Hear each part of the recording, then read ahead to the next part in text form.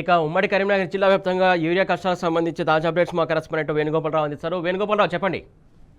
సురేష్, ఇది గత 15-20 రోజుల నుంచి మాత్రం రైతులు అవస్థలు మాత్రం తీరట్లేదని చెప్పాలి. ఎందుకంటే సమయానుకూలంగా యూరియా వేయకపోతే వచ్చే దిగుబడి రాదు. ఈ నేపథ్యంలో రైతులు తీవ్ర అవస్థలు పడాల్సిన దుస్థితి అయితే ఇప్పటికి కూడా ఏర్పడుతుందని చెప్పొచ్చు. ఎందుకంటే ఈ రోజు చూసుకున్నా కూడా ఇటు శంకరపట్నం మండలం లింగాపూర్ కావచ్చు, ఎల్లారెడ్డిపేట మండలం కోరుట్లపేట కావచ్చు, ఇటు చందుర్తిలో కూడా ఈ రోజు కూడా ఉదయం లైన్ లో నిలబడ్డా కూడా యూరియా లభించని పరిస్థితి అయితే మనకు స్పష్టంగా కనిపిస్తుంది సురేష్.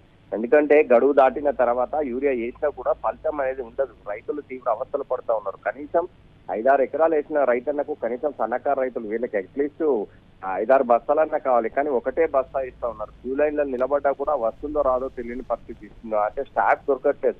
అంటే 200-300 బస్తాలే వస్తున్నాయి, కానీ 500-600 మంది రైతులు వెయిట్ చేయాల్సిన పరిస్థితి ఉంటుంది. ఒక్కొక్కసారి అయితే సాయంత్రం పూట రాత్రి చెప్పులు క్యూ లైన్ లో పెట్టి పొద్దున 6ంటికే పోయి లైన్లలో నిలబడాల్సిన పరిస్థితి అయితే మనకు ప్రతి చోట కనిపిస్తోంది.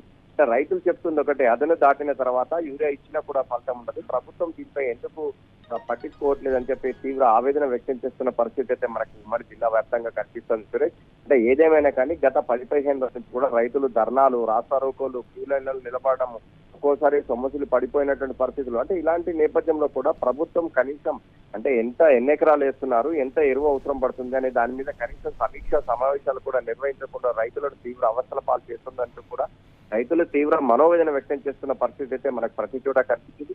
ఏదేమైనా కానీ ఇప్పటికైనా ప్రభుత్వం దీనిపై స్పష్టమైన నివేదిక తీసుకుని ఇంకెంత ఎరువులు అవసరం పడతాయి, ఇంకెంత అవసరం ఉంటుంది, ఇప్పుడు వచ్చింది ఎంత అనే దాని మీద కనీసం పర్యవేక్షణ చేయాల్సిన అవసరం ఉంది. లేకుంటే మాత్రం రైతులు తీవ్ర అవస్థలు పడి వచ్చే దిగుబడి కూడా రాక నానా అవస్థలు పడాల్సిన పరిస్థితి అయితే వస్తుంది. ఎందుకంటే ప్రకృతి కరుణించినా, వర్ణుడు కరుణించినా కూడా అంటే సరైన సమయానికి యూరియా ప్రభుత్వం ఇవ్వలేని నేపథ్యంలో మాత్రం రైతాంగం అంతా కూడా తీవ్ర మనోవేదనలో ఉన్నటువంటి పరిస్థితి అయితే ఉందని చెప్పొచ్చు సురేష్.